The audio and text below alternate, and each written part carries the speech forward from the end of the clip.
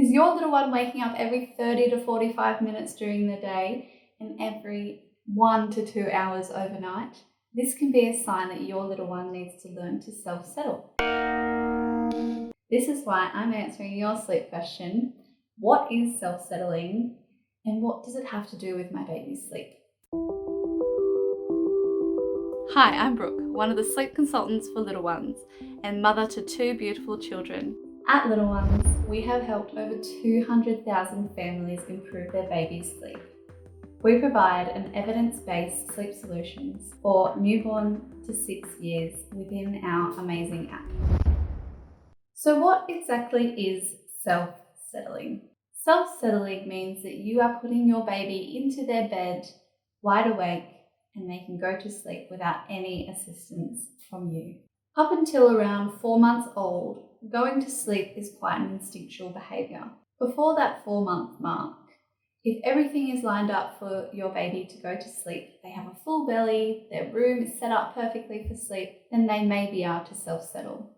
From around 4 months old, your little one goes through a sleep regression, which is more of a progression of sleep. And this is when the instinctual behaviour goes and they need to learn how to self-settle to be able to stay asleep for a longer period than one sleep cycle.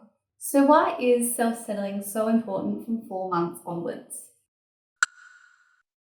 So at around 4 months old, this can happen between 3 and 6 months old, but it's called the 4-month regression because that's typically when it happens. Our little ones lose that instinctual behaviour of going to sleep and they have to consciously, thoughtfully put themselves to sleep. And if they can't do this, then we do it for them. So that could be patting them to sleep or rocking them to sleep or whatever works for your baby.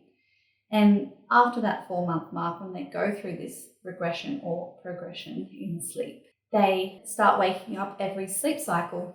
Their sleep cycles mature and they start going through waves of sleep. So they'll go into a light stage of sleep, then a really deep stage, and then a really light stage. And that's when they're coming out of their sleep cycle.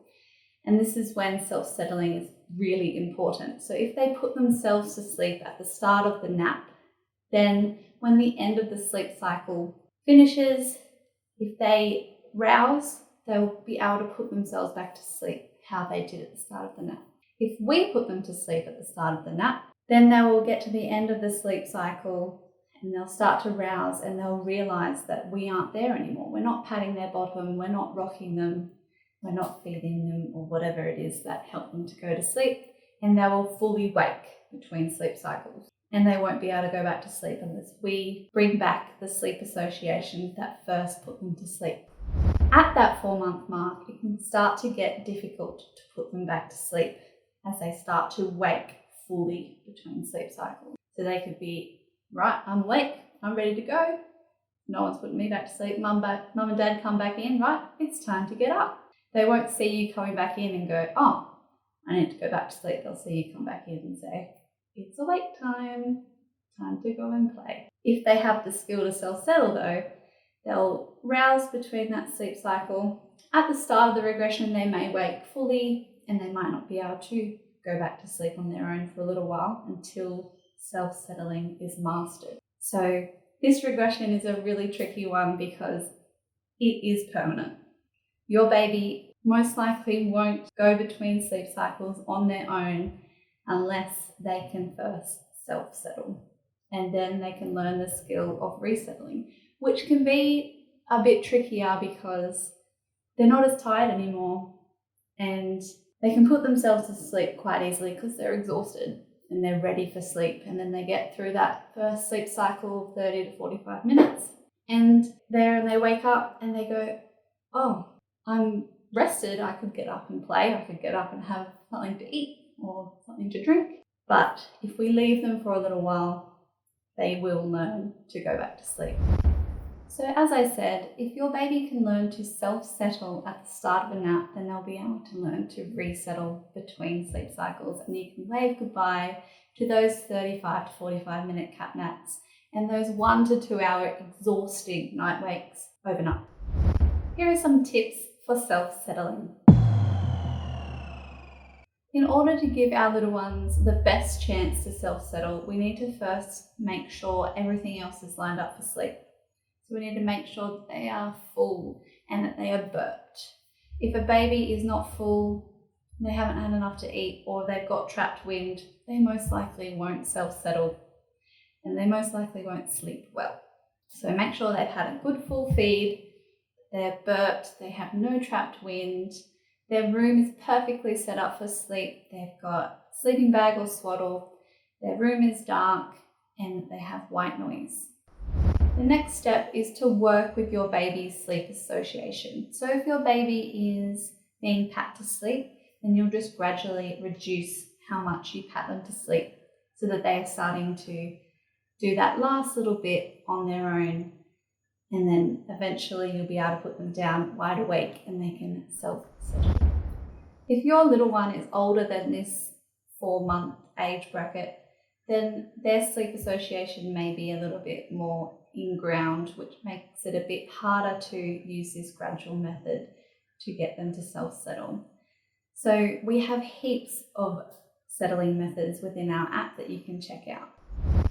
Before I found little ones, I had a perfect sleeper. She was sleeping through the night from around 3 months old, and then the 4-month sleep regression hit just before 4 months. And I spent hours researching how to get her to sleep well. I was having to pat her to sleep, and she was catnapping all day, and she was waking up countless times during the night, and I was exhausted. One night I found little ones at about 2 o'clock in the morning, and my life changed. Yeah! I started reducing how much I pat her to sleep, and after around a week her sleep started to improve, and at 2 weeks she was sleeping through her naps perfectly, and she started sleeping through the night again, which was magical, and we both needed this sleep. Teaching your little one how to self-settle can be a trying time, especially if your baby is a bit older and they have a very strong sleep association, like rocking to sleep or being fed to sleep, or they're co-sleeping. That is where our app is amazing. We have support system in the villages for your baby's age and stage. And people like myself and other consultants will be able to help you through this, and we can give you tips and tricks to help your little one learn to self-settle so you can all get the sleep you deserve. So that's all I have for you guys today. If you really enjoyed this video, please give it a thumbs up, and don't forget to subscribe and hit the bell for any notifications from when we upload new videos. Please pop a comment down below to tell us how you are currently settling your little one. Thank you for watching. Bye.